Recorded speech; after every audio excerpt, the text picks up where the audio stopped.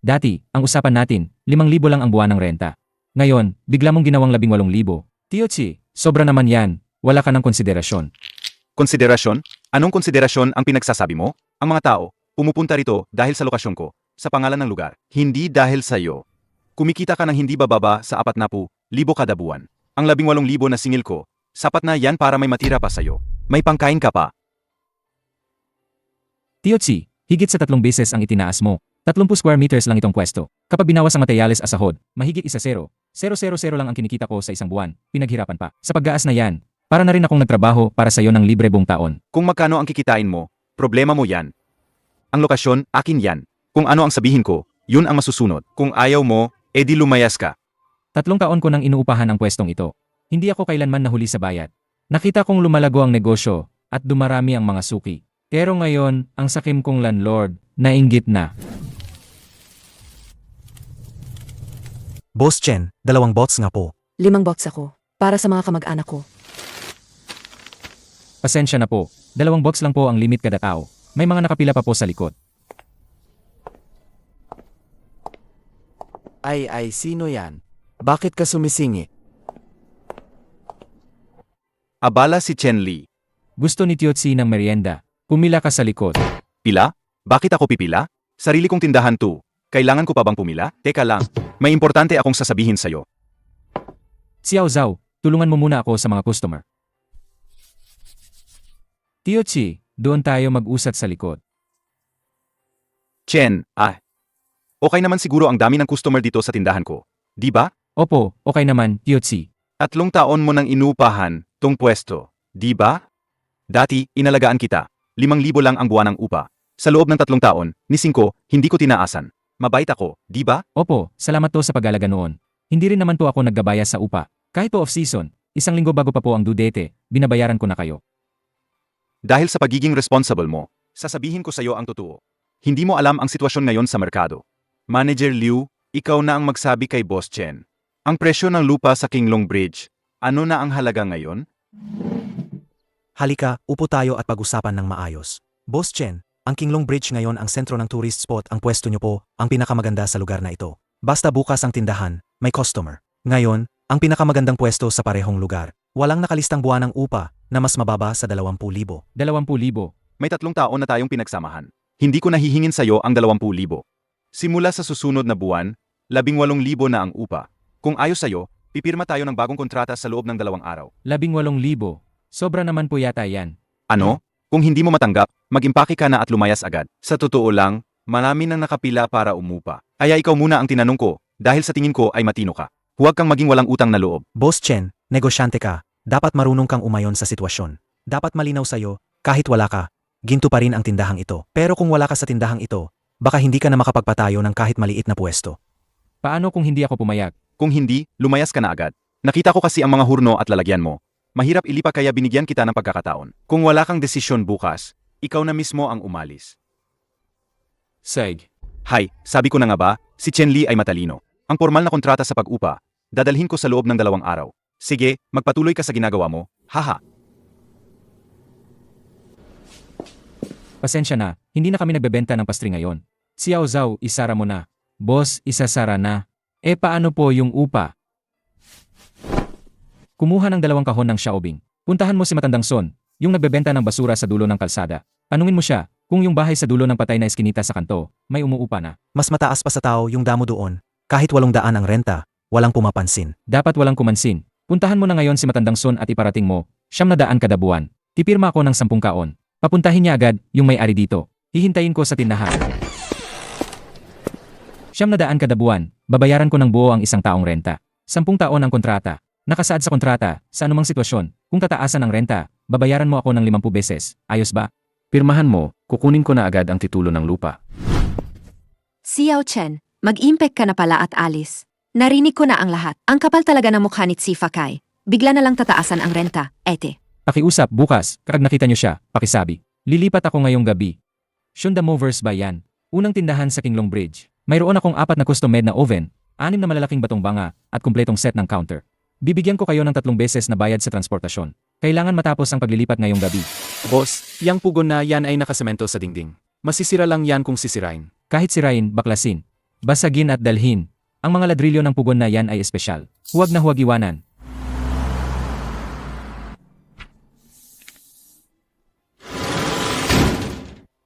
Matandang si, magkita tayo ulit.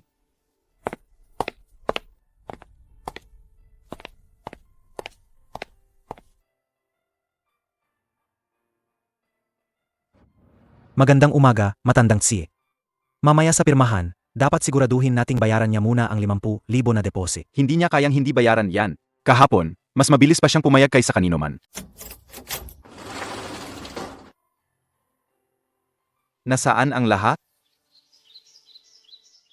Matandang si, hindi ba sabi mo sigurado siyang magre-renew? Wala na ang counter. Walang laman ang mga hulmahan. Pati ang 2 halaman ng suwerte sa labas. Binunot na pati uga. Chen Li, lumabas ka rito. Huwag ka nang sumigaw, Tiotsi. Tingnan mo na lang. Kailan siya umalis? Alas negatibo 3 ng madaling araw. 4 na malalaking truck, 30 na matitipunong lalaki. Sabi ni Chen Li, kahit isang maliit na piraso ng kahoy, hindi niya iwan sa'yo. Niloko niya ako. Pumayag siya sa akin. Pumayag siyang umalis ka, Ero. Hindi siya pumayag na magbayad. Matandang si, masyadong malakas ang tunog ng kalkulasyon mo. Narinig na ng iba. Matandang si, ano na ngayon ang gagawin sa pwesto? Sa presyong 18,000 mo, sino ang maglalakas loob na umupa sa buong lugar? Anong kinakatakot mo? Ito ang prime location. Basta may customer flow, maupahan ko yan bukas. Manager Liu, ipaskil mo agad ang ad. 20,000, hindi ba? Buwan ng upa, 22,000. 22,000? Nababaliw ka na ba? Dapat tumaas. Dapat tumaas. Gusto kong ipakita kay Chen Li na kahit wala siya, ginto pa rin ang lugar na to.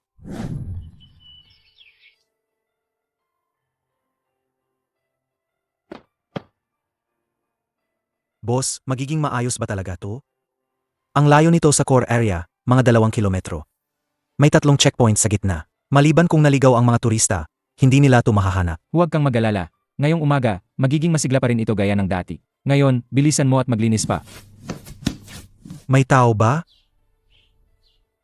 Excuse me po, dito ba lumipat ang Chen Sugutsiang? Ha, paano mo nahanap to? Kaninang umaga, nag-post si Boss Chen ng location. Sabi pa niya, ang unang 100 na papasok sa tindahan, 20% off sa lahat ng bastri. Ang pila sa lugar ng pasyalan ay sobrang haba na nagmamadali silang pumunta rito ng grupo-grupo. Boss Ken, bakit ka lumipat dito? Hirap akong hanapin ka. Kanina sa tulay, nakita ko si matandang si na nakasimangot. Alam kong pinilit kanyang umalis. Huwag ka nang magsayang ng oras. Bigyan mo akong 3 kahon. Kita mo.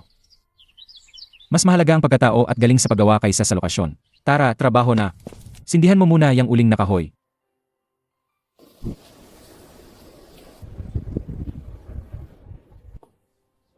Saan lumipat ang Sugutsiang? Aling, huwag ka nang maghanap. Hindi na kayang bayaran ng tindahan na yan ang renta. Nagsara na at tumakas. Sandali lang po. Ang pwesto ko ay arentahan na sa isang malaking brand. Mas masarap ang lasa kaysa sa kanya. Hindi ka naman nagbebenta ng dimsum. Bakit ka nakatayo diyan? Nagsasayang ka ng oras ko. Hoy, ang matandang babaeng to. Boss, tanong ko lang, si Boss Chen, lumipat ba siya sa dulo ng kalye? Sa lumang bahay doon? Patay na kanto yon. Malamig, liblib at malungkot. Hindi ka talaga makakapagnegosyo ng maayos doon. Nagloloko lang siya. Bakit ka ba ganyan ka-emosyonal? Kung manloloko siya o hindi, kami na ang bahala. Narinig na namin lahat. May dahilan kung bakit hindi mo maiparenta ang pwesto mo. Masyado kang sakim. Nasaan si Manager Ju? Huwag ka nang sumigaw, matandang si. Manager Liu, narinig ko kanina na sumasabog ang negosyo ni Chen Li. Dinala na niya ang ilang malalaking boss para tingnan ang pwesto sa bagong kindahan ni Chen Li. Ikaw, malamig na ang negosyo mo pansamantala. Chen Li, niloloko mo ako ng ganito. Zhang Kuihua. Zhang Kuihua. Nasaan ka na? Ano ba yang ingay na yan? Ang aga-aga pa, hindi na matahimik. Pumunta ka at sa mga group chat ng tour guide sa tourist spot. Magpakalat ka ng balita na ang harina sa bagong tindahan ni Chen Li ay luma at bulok. Ang ginagamit niyang mantika ay galing sa industrial waste. Hindi siya lumipat dahil sa pagtaas ng renta, kundi dahil may namatay sa tindahan niya. Natakot siyang imbestigahan at managot, kaya nagtago siya sa isang liblib na eskinita. Pero, paano kung malaman nilang tayo ang nagkakalat ng sismis? Lahat ng tao sa buong kalye ay hahamakin tayo. Kung lumaki ang gulo, magkakaproblema tayo. Hahamakin? Sino pa ba ang kinatatakutan kung humamak sa akin ngayon? Lahat ng tao sa buong kalye, pinagtatawanan ako ngayon. Pinapanood si Chen Li na bumangon muli mula sa liblib na eskinita.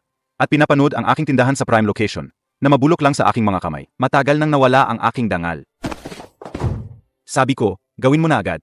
Huwag kang magpatumpik-tumpik at sirain ang plano ko. Sisiguraduhin kong hindi na siya makakabalik sa tourist spot na ito.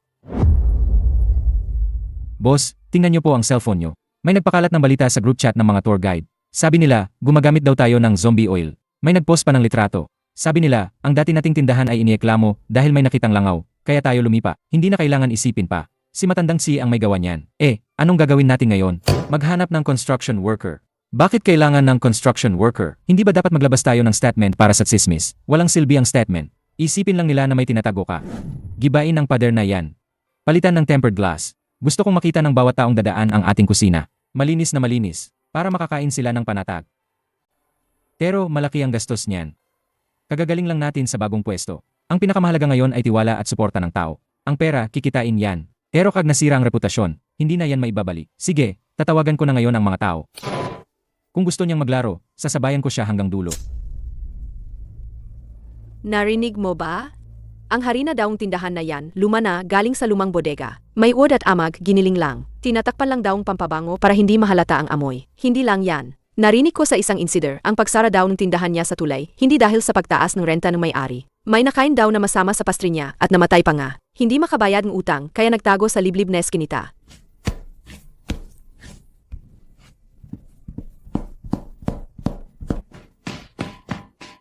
Si Zhang Kihua, may kasamang grupo, nagbabantay sa pasukan ng tourist spot, namimigay ng mga ito, at nagkakalat pa ng sismis, na gumagamit daw tayo ng sirang mandika. Kumuha ka ng megaphone. Boss, lalabas ba tayo para harapin sila? Makikipagtalo sa kanila, wala tayong oras para makipagtalo.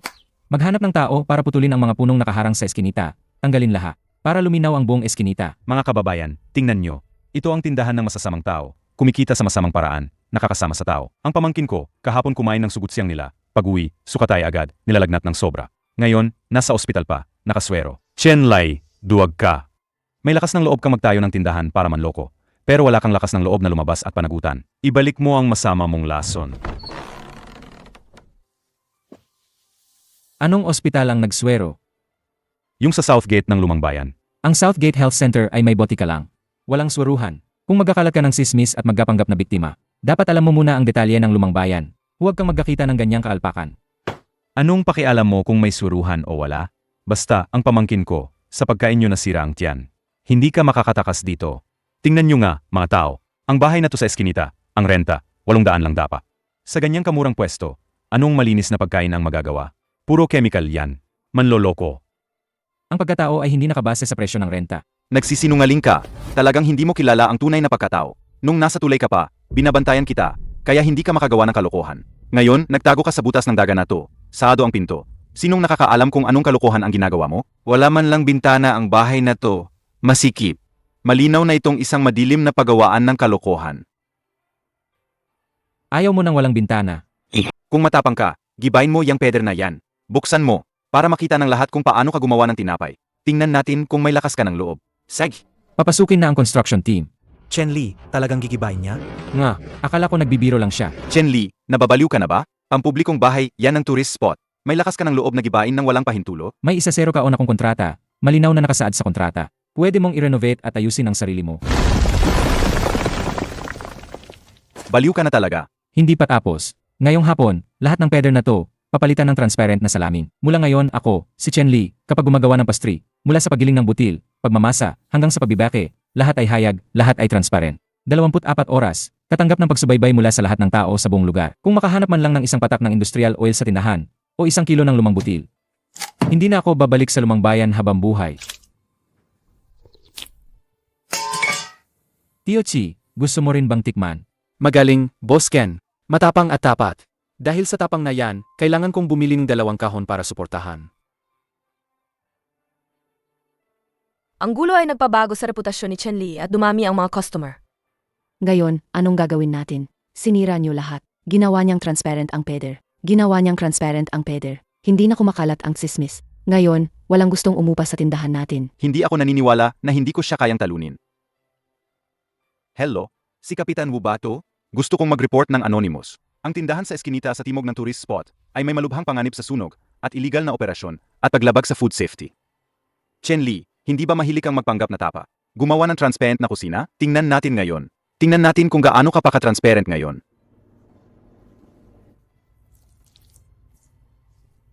Sino ang may-ari ng tindahan? May natanggap kaming reklamo para sa isang routine joint inspection. Dumating na sila.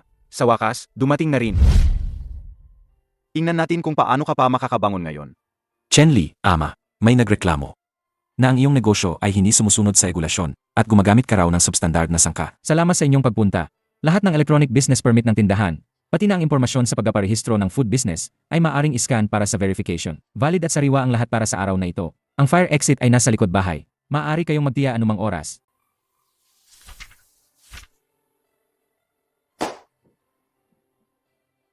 Sinasabi sa reklamo na gumagamit kayo ng recycled cooking oil at substandard na mantika. Kailangan namin kumuha ng sample para sa verification. Ang bagong mantika sa drum, pati na ang ginagamit na mantika sa kawali, ay maaari ninyong dalhin. Tinatanggap ko ang lahat ng pagsusuri. Dito po kayo, mga Ginoo. Ito ang binili kong sariling gastos. Isang kumpletong set ng testing equipment at test strips. Bawat batch ng materyales na pumapasok sa bodega ay sinusuri isa-isa. Ang buong proseso ay traceable. Tapos na ang pagsusuri. Kumpleto ang mga permit ng tindahan, sumusunod sa regulasyon ang mga pasilidad, at pasado lahat ng sangka. Dahil walang problema, gusto ko sanang humingi ng pabor sa inyo. Ito ang mga fleers na nagkakalat ng maling impormasyon at paninira sa tindahan namin kamakailan. May paulit-ulit na nagkakalat ng sismis. Pakiusap, tulungan niyo akong hanapin ang taong ito para maibalik ang dangal ng tindahan namin. Siege po, dahil na-check na namin at wala ka namang nilabag na patakaran, ibabalik namin ang dangal mo. Boss Chen, alam mo namang si Sifa Kai ang gumawa niyan. Bakit hindi mo na lang ipahuli? Magtira ng kaunting puwang para may pag-asa pang magkita sa hinahara. Kung talagang seryosohin, natural na alamin ni Kapitan Wu at ng iba pa ang katotohanan. Paano nangyari? Paano niya nagawa ng ganito kalinis? Si Fakay, natuklasan na mayroon kang malisyosong paninira at pagkakalat ng maling tsismis sa negosyo. Pakiusap, pumunta ka agad sa work center para makipagtulungan sa investigasyon. Wala akong ginawa. Nagkamali kayo ng tawag.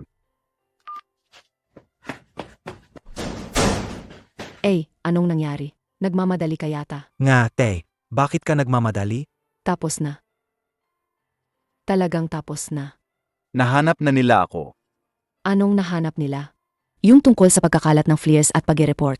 Ano pa ba ang iba? Noon pa man, pinayuhan na kitang huwag maging masyadong masama. Ayaw mong makinig kahit sinabi kong huwag kang maging masama. Ayan, ngayon, pangit na ang reputasyon mo. At hahabulin ka pa. Pagtawanan ako ng buong kalye.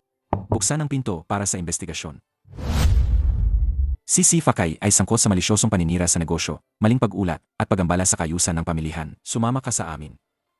Buti nga sa kanya. Narinig ko, 1-0 araw daw siyang makukulong. Hoy, hoy, hoy. Ano ba yung pinagsasabi nyo?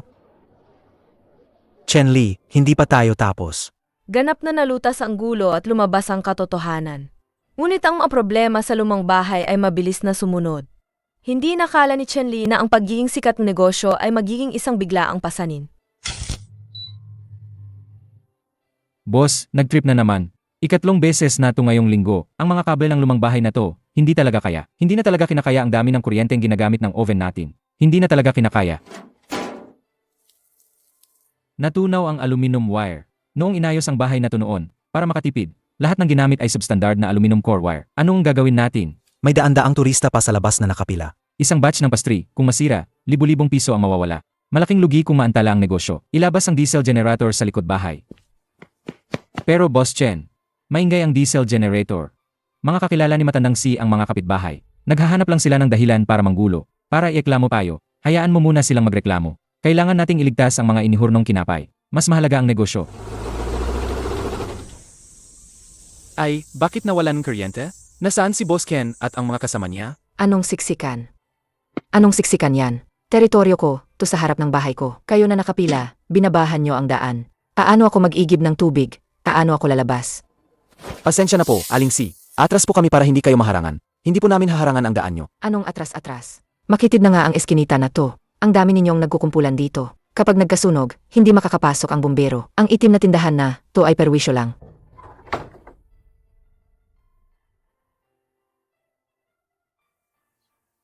Aling Si, anong ginagawa mo?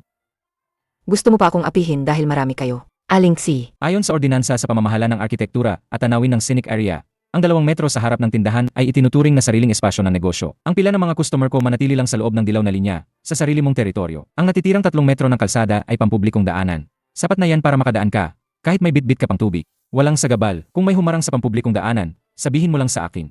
Agad kong ayusin ang paglilinis. Hindi ko hahayaang mantala ka kahit sandali. Pero ang isang balde mong tubig na yan, sapat na para siyain ang lahat ng sangkap ko sa tindahan. Pati na ang kapaligiran ng negosyo ko. Sisingilin kita ng denyos. Kung hindi ka takot sa pananagutan, hindi ka takot sa gulo, sige, subukan mo.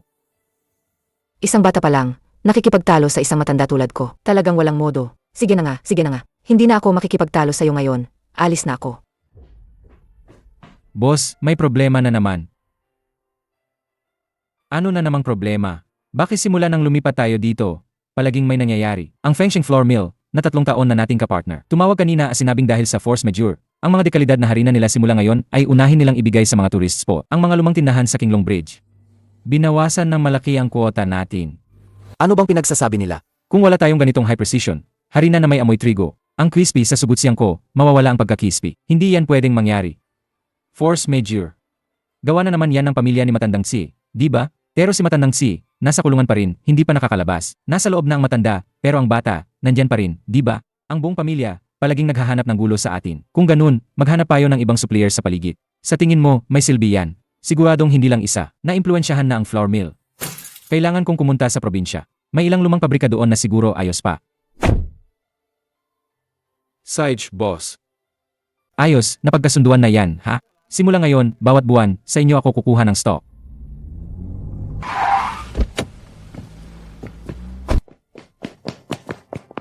Xiao Chen, bilisan mo, umuwi ka na at tingnan mo. Sinira ang tindahan mo.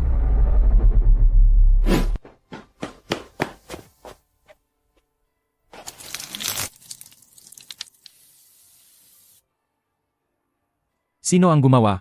Si Xiao Zhuang. May kasama siyang ilang tao. Sabi niya, nilalabag daw natin ang patakaran sa paggamit ng madaling masunog na gamit. Naggapanggap daw siyang bayani. Tapos, sinira niya ang generator. Sabi pa niya, babalik daw siya sa susunod na linggo. Hoy, Boss Chen, anong kailangan mo sa akin? Si Xiao Zhuang. Anong ang ibig mong sabihin sa pagsira ng gamit sa tindahan ko? Kakalabas lang ng tatay mo. Kung gusto mong samahan siya sa loob, matutulungan kitang makalusot. Tinatakot mo ba ako? Sa tingin mo ba matatakot ako? Sisihin mo ang sarili mo. Dahil sa'yo, pinagtatawanan kami araw-araw. Hindi na nga namin maparentahan ang bahay. Pinutol mo ang aming kabuhayan. Kaya hindi kita hahayaang maging masaya. Pero, pwede naman tayong magkasundo. Simula ngayon, ang harina ng tindahan mo, sa akin mo lang bibilhin. Singilin kita ng 30,000 bawat sako ng harina. Hindi naman siguro sobra, di ba? Bayad na rin yan sa mga buwan na walang umuupa sa bahay namin. Basta may pera, magiging tahimik ang tindahan mo. Ang tatay mo, 18,000 lang ang singil sa upa ko. Ngayon lumipat na ako. Pinipilit mo akong bumili at gusto mo pa ng 30,000. Tinitiyak ko sa'yo, sa bawat taggulo mo, tatawag ako ng pulis. Sino ang tinatakot mo? Ngayon, hindi ako tumitingin sa dinadaanan ko. Nadapa ako ng hindi sinasadya at natumba ang generator. Mapapatunayan yan ng mga kasama ko. EMA, dumating ang pulis, babayaran ko na lang ang sirang generator mo, based sa depreciation value. Pero sasabihin ko sa'yo, Chen Li, basta hindi ako masaya, maghahanap ako ng dahilan para guluhin ka araw-araw. Bawat araw na maantala ang tindahan mo, lugi ka. Tingnan natin kung sino ang mas matibay. Ang lahat ng kargador sa buong lumang bayan, kinausap ko na rin, kaya walang maglalakas loob na tulungan ka. Kahit kumuha ka pa ng harina mula sa labas, tingnan natin, paano mo dadalhin ang bawat sako sa eskinita. Boss, ang mga ganitong klaseng basagulero ang pinakamahirap harapin. Ano na ang gagawin natin ngayon? May tao ba diyan? Ang komite ng komunidad, nagbibigay ng pagmamahal. Ay, may tao pala. Halika, hawakan mo itong pleke. Bagong bukas ang tindahan, ito ang munting regalo mula sa komite ng komunidad. Kung may kailangan ka, lapitan mo lang kami. Magkakapitbahay lang tayo, kaya dapat magtulungan, di ba? Sana lumago ang negosyo. Kung wala na, sana lumago ang negosyo. Kailangan na naming pumunta sa iba. Sana lumago ang negosyo. Paalam. Sana lumago ang negosyo. May naisip na ako. Bukas, abangan mo ang aking palabas.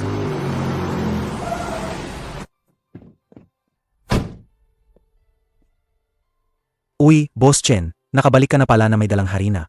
Ay, ang malas naman. Ang mga sasakyan ko, may nabangga kahapon, biglang nasira lahat. Kumusta, nag-isip-isip ka na ba? Ano, nag-isip-isip ka na ba? Managinip ka. Emmy, Kung ganoon, sabi ng mekaniko, abutin ng 2 o 3 araw ang pag-ayos, hindi makakapasok ang sasakyan. Ang mga kargador sa bayan, nagbakasyon din lahat ngayon. Ang daming sako ng harina sa sasakyan. Sige, buhatin mo lang yan ng dahan-dahan. Baka mas prain ka pa niyan. Hahaha, salamat ah. At talagang tinulungan mo pa akong bantayan ng daan. Direktor Wang, mga aling, salamat sa inyong pagod. Napag-usapan na namin ng komite ng residente. Ngayon, Magdodonate ako ng 1 sako ng dekalidad na high gluten flour para sa Senior Activity Center ng ating bayan para sa paggawa ng dumplings. Nang marinig ito ng mga aling, tuwang-kuwa sila. Gusto nilang gamitin ang sarili nilang cart. Tara tulungan akong magbaba ng karga. Si Xiao Zhuang, ikaw na batang pasaway ka. Ano na naman ang binabalak mong masama diyan? Bilisan mo't alisin mo, yang mga siyang sasakyan mo. Kung maantala ang activity center namin sa paggawa ng dumplings ngayon, pupuntahan ko ang nanay mo sa bahay niyo mamaya para singilin. Bata pa lang, hindi na nag-aaral ng mabuti. Araw-araw na sa labas, gumagala. Bilisan mo't ilipat mo na. Bakit ka nakatunganga diyan? Anong gagawin natin, boss? Mahirap kalabanin si Aling Wang. Huwag, Aling Wang. Ililipat ko na agad.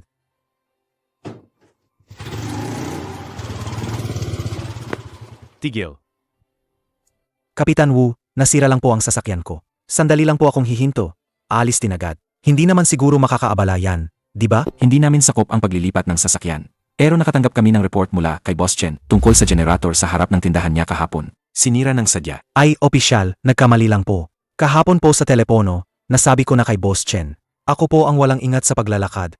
Nadapa at nabangga ko lang po. Babayaran ko na lang po, di ba? Nabangga lang po ng di sinasadya. Nandito ang report ng technician. May ilang malinaw na UP sa kasing ng generator mula sa pagkabangga ng sasakyan. Puro putol ang core coils. Kahit 800 pounds ka pa, hindi mo magagawa ang ganyang UP sa isang pagkadapa. Ay, teka. Hindi ba't sinabi mo sa mga ale kanina na ang kotse mo ay nabangga sa kung ano kahapon kaya nasira? Bakit ngayon, pagkapakan mo ang gas, umaandar na uli? Kapitan Wu, tinan niyo po, lahat ng harap ng kots at bumper ay may itim na diesel at anti-rust paint ng generator ko. Ang daming sasakyan, nang di sinasadya, sabay-sabay na bumangga sa generator ko. Si Xiao Zhuang, talagang napakawalang ingat mo naman. Ang mga marka ng pintura ay eksaktong kugma. Si Xiao Zhuang ay nanggulo, sinira ang ari-arian ng iba ng sadya. Ngayon, sangkot din siya sa pagharang ng daan. Lahat kayo, sumama sa akin para imbestigahan. Kapitan Wu, mali ako. Hindi ba pwedeng bayaran ko na lang? Ang ginawa mo ay pambubuli na. Pumasok ka na asamahan ang tatay mo. Manatili ka sa presinto ng ilang araw. Pag-isipan mong mabuti ang lahat. Dalhin na siya. Ngayon, hindi lang tayo magluluto ng dumplings para sa activity center. Ang signature pastry ng ating tindahan ay ipapakain din natin sa mga ate. Hahaha, mga Salamat sa inyong pagod. Xiao Zhao, buksan na ang tindahan. Matapos ang gulo. Ang Chen Sugutsiang ni Chen Li ay talagang sumikat sa lumang bayan. Dahil din sa community committee kay Aling Wang at sa mga kapitbahay na nagkakalat ng balita. Araw-araw, ang pila sa harap ng tindahan ay umaabot hanggang sa dulong eskinita. Gayunpaman, kapag lumaki ang puno, lumalakas ang hangin. Isang itim na may batch ang huminto sa pasukan ng lumang bayan. Bumaba mula sa sasakyan ang isang lalaking nasa edad, nakasuot ng custom-made na suit at may salamin na ginto ang frame. Kasama ang kanyang assistant na may dalang briefcase, diretso silang pumasok sa Sugutsiang. Abi, tumabi kayo. Baka madumihan nyo ang suite ni Boss Jin.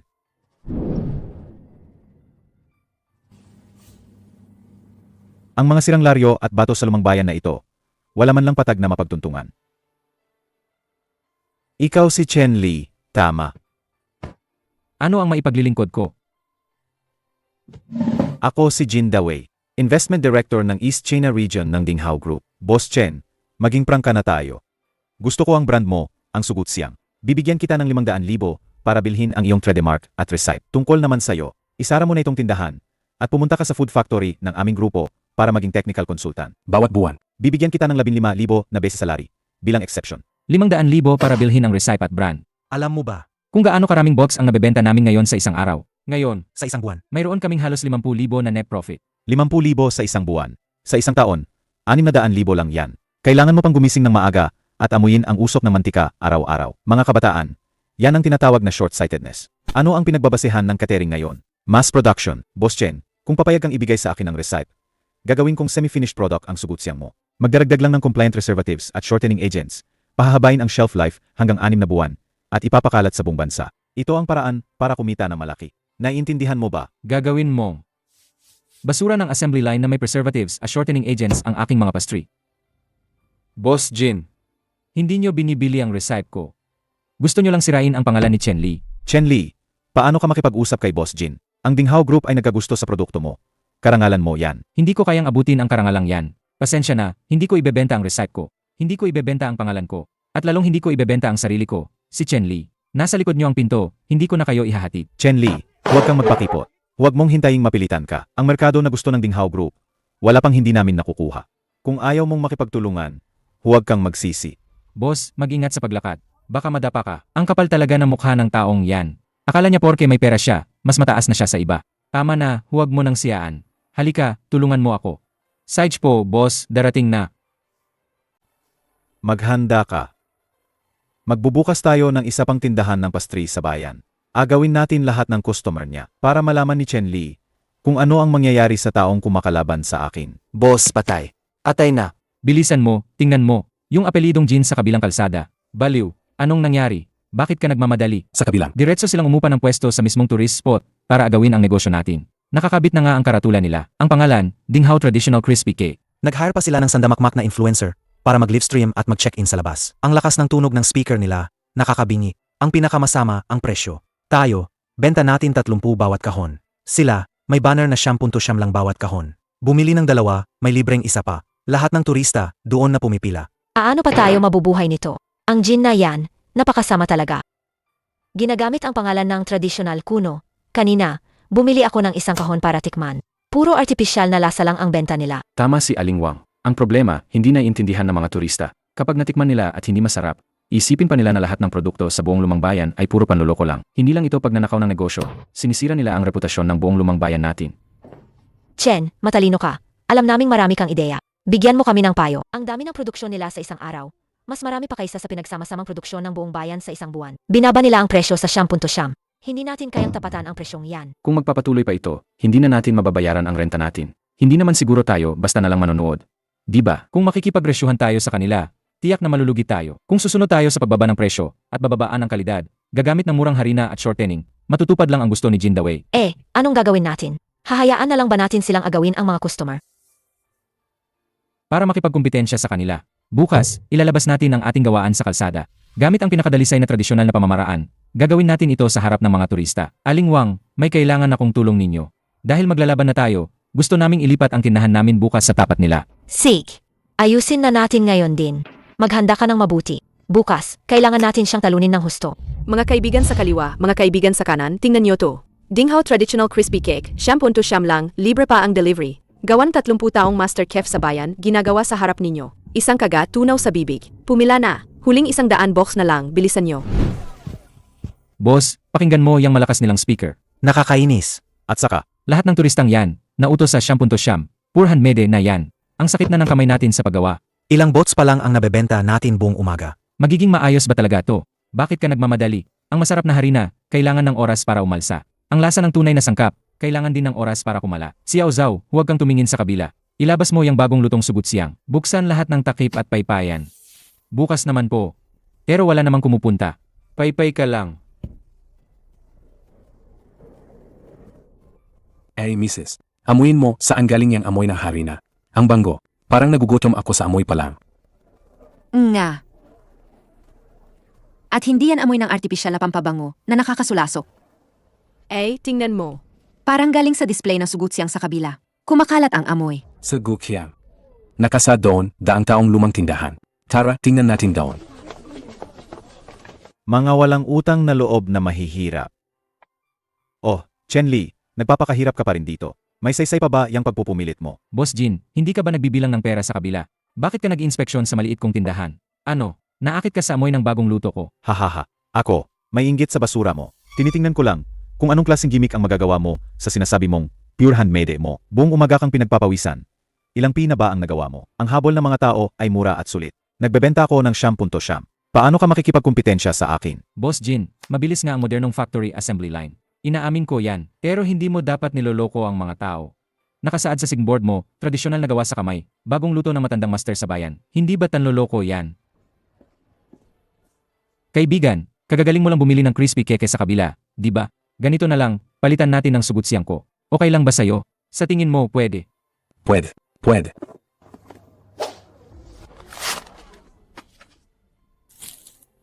Mga tuista, tingnan nyo to. Linisin ang mukha. Ito ay gawa sa makina, mass-produced, frozen at dineliver na standard na harina. Ang oven sa tindahan mo, para lang sa pag-init at pag-defrost. Walang problema sa pagkain na gawa ng makina, nakakain din. Pero ginagamit mo ang ordinaryong produkto ng assembly line, punong-puno ng preservatives, at nagpapanggap na gawa sa aming lumang bayan, 100 taong tradisyon ng paggawa sa kamay. Niloloko mo ang mga tuista na ito ay tradisyonal at bagong gawa. Ang tawag diyan ay panloloko. Ito ay pandaraya sa mga mamimili. Huwag kang magsalita ng kung ano-ano diyan. Ang masarap ang pinakamahalaga. Malinaw na nakasulat ang mga sangkap. Tingnan mo, ang daming nakapila at masaya silang bumibili. Daan-daang tao ang naghihintay dito. Ito ang tinatawag na pagtanggap ng market. Ang kinikilala nila ay ang mura, hindi ang basura mo. Mga kapitbahay at mga turistang galing pa sa malayo. Ang mata ng publiko ay matalas. At ang dila ng publiko ay hindi rin magsisinungaling. Ang bagong lutong sugutsiyang, hindi ibebenta ngayon. Lahat ay libreng tikman. Tikman nyo kung ano talaga ang tunay na sangkap. Ang sarap. Grab. Ang lambot ng bala. Talagang natutunaw sa bibig. At hindi dumidikit sa ngipin. Walang pinsala kung walang paghahambing. Yung binili ko kanina doon sa kabila. Parang kumakain ako ng plastic. Kaya pala, yung sa kabila, murang factory frozen goods lang pala. Tapos binago lang ang pakaging para lokohin tayo. Sinasabi nilang gawa sa kamay at specialty ng lumang bayan. Hindi ba tayo ginagawa nilang tanga? Ibalik ang pera. Ibalik ko to. Ibalik ang pera. Ibalik ang pera. Anong klaseng lumang paraan yan? Panloloko. Huwag kayong maniwala sa kanya. Nagpapagulo lang yan. Ang receipt namin ay tunay na tunay. Tingnan nyo ang pila. Marami pa ring tao. Ayaw nilang umalis. Bakit kayo nagmamadali? Nagsisinungaling ka diyan.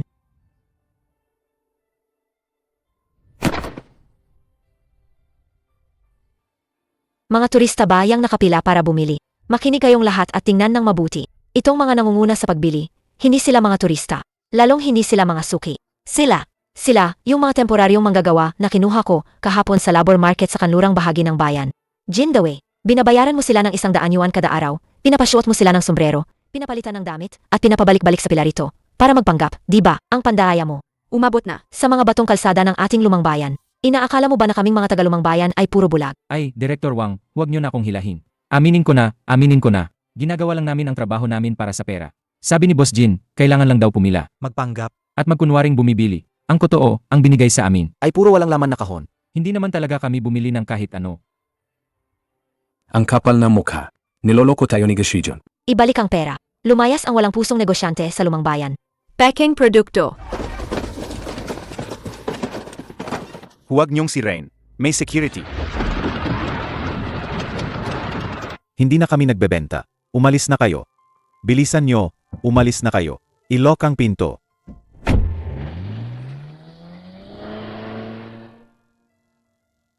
Boss Chen, sa inyo talaga ang totoo. Yung libreng tikim kanina, talagang binuksan ang gana ko. Bigyan niyo ako ng 1 kahon. Ang tunay na handmade sa Gukya. Dadalhin ko pauwi para ipamahagi sa mga kamag-anak ko. Tama.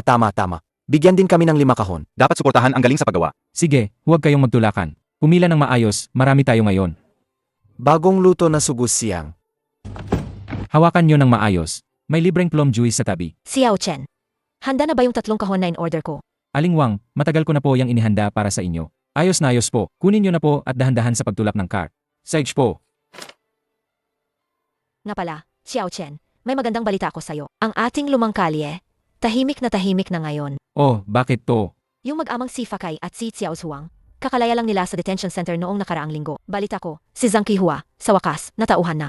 Inagalitan niya ng husto yung mag-ama. Ngayon, silang tatlo, ibinenta na raw lahat ng tindahan niya sa bayan. Umuwi na sa probinsya, talunan. Magtatanim na lang daw, sabi niya, sa buong buhay niya. Hindi na raw siya manggugulo. Boss, sa totoo lang, dati, takot talaga ako na tayo. Ay guluhin ng pamilya at si. Takot din ako. Na malugi tayo dahil sa malaking kumpanya sa kabila. Sa negosyo, talagang ang tama ang mananaig. Nga. Si Chen, pinapakita niya ang kabutihan.